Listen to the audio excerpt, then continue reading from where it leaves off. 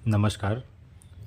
આપણી છેલ્લી પાટલી ચેનલમાં આપ સૌનું સ્વાગત છે.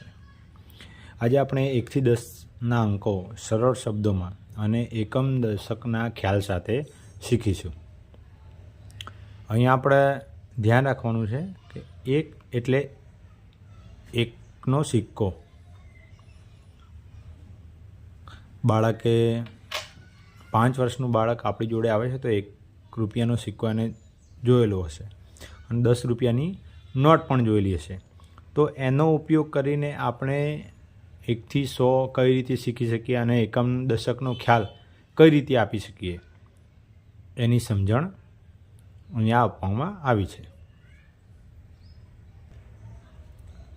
આ રીત એવા બાળકોને સારી રીતે સમજણ પૂરી પાડશે કે જેની શીખવાની ક્ષમતા કદાચ ઓછી છે, તો એમને પણ ઝડપથી ખ્યાલ આવી જાય એવી સરળ રીત છે, જેનો આપણે ઉપયોગ એના 3જા, 4થા અને 5મા ધોરણમાં પણ કરી શકીએ છીએ. છેલ્લે એમને એકમ દશકનો ખ્યાલ સરળતાથી આવી શકે છે. તો અહીંયા 1 એટલે 1નો સિક્કો અને 10 એટલે 10ની નોટ, બસ આટલું ધ્યાન રાખવાનું છે. ચલો આપણે અહીંથી શરૂઆત કરીએ. 1 એટલે 1 સિક્કો. હવે રૂપિયાનો સિક્કો છે એવો ને એવો સિમ્બોલ મેં અહીંયા દોર્યો છે. તો આપણે ધ્યાન રાખવાનું છે કે જ્યારે આપણે સંખ્યા લઈએ 9 સુધીની સંખ્યા આપણે સિક્કા દોરવાના છે.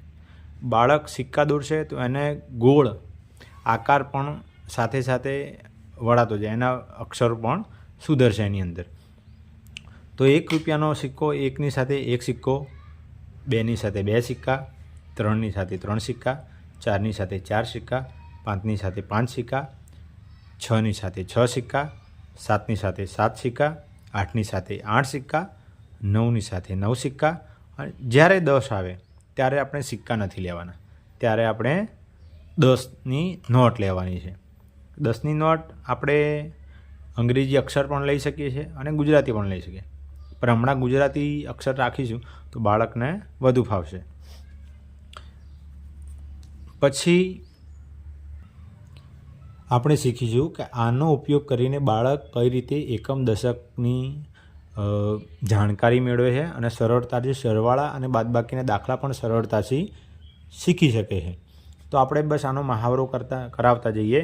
બાળક સીધું 1 2 3 4 5 6 એ લખે એના કરતાં એની સાથે આ સિક્કાની આકૃતિ દોરીને લખશે તો વધારે સરળતાથી શીખી શકે છે. અને આગળ એની કઈ ઉપયોગિતા છે એ આપણે આગળના વિડીયોમાં જોઈશું.